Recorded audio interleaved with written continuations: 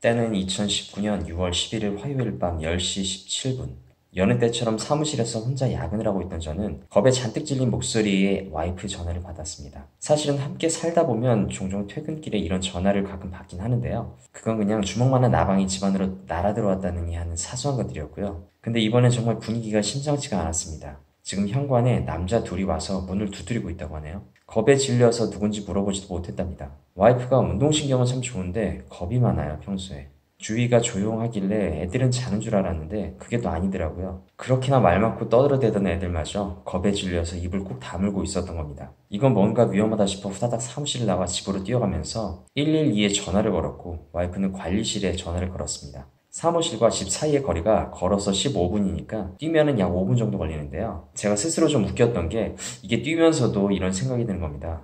제때 도착은 하더라도 힘이 다 빠지는 바람에 싸움에서 지면 어떡하지라는 생각이 들더군요. 더군다나 2대1의 싸움을 떠올리면서 달렸습니다. 경찰과 통화하면서도 숨을 헐떡이면서 통화를 하는데 그땐 평소 유산소도 좀 같이 해둘 걸 이런 생각도 막 들고 정말 오랜만에 뛰니까 몸이 잘 뛰어지지도 않았어요. 별별 잡생각과 걱정스러운 마음이 동시에 들면서도 분노를 잃지 않은 채 아파트 1층에 도착했습니다. 근데 다행히도 그 사이 이미 해결은 되었고요. 먼저 도착한 보안 요원을 만나 설명을 듣게 되었어요.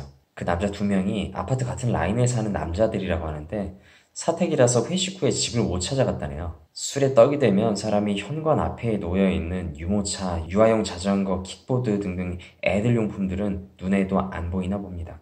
엘리베이터 안에는 커다란 대형 피자를 제조해 놨더군요. 아이고 아직도 비주얼이 눈에 선합니다. 집에 들어가 보니 애들이 무섭다고 아빠하고 뛰쳐나오는데 정말 평소엔 무시당하고 동네 북이었던 아빠가 이럴 때는 또 반가웠나 봅니다. 집단에는 엄청 무서웠나 봐요. 이 수다쟁이들이 말 한마디 못하고 얼어있던 거 보면 진짜로 무섭긴 했나 봐요. 저희 집이 고층인데도 첫째가 이렇게 말한 걸 들었습니다.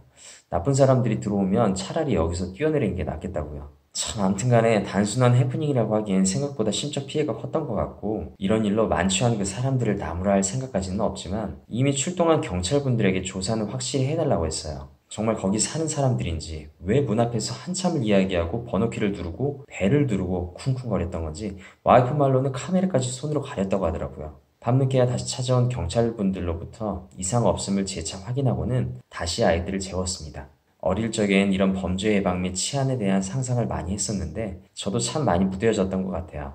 앞으로 문단속은 기본이고 자기 방어에 대해 여러 방면으로 깊이 생각해 볼 필요가 있겠다 싶었네요. 정말로 매일 밤마다 저 없이 집에 가족들만 있는데 가스총이라도 사줘야 하나 걱정입니다. 이 사진은 안전불감증을 없애자는 취지로 오늘을 기억하기 위해서 애들이랑 사진 한 장을 찍었던 건데요. 이때는 자기 전이라 그래도 애들 표정이 밝습니다. 와이프도 살면서 이렇게 무서웠던 적이 없었다 하더라고요. 조용히 속삭이면서 저랑 전화통화를 할 때는 정말로 저는 영화 찍는 줄 알았습니다. 요즘 제가 점심도 집에서 먹어서 아침, 점심, 저녁으로 출퇴근을 총 3번 하는데요. 이런 출퇴근 시간만이라도 가볍게 뛰어줄까 싶습니다. 그리고 다시 컨디셔닝 훈련을 추가해야 한다는 계시가 아닐까도 싶네요. 어쩌다 보니까 기승전 컨디셔닝이 됐습니다. 이상 도민이었습니다.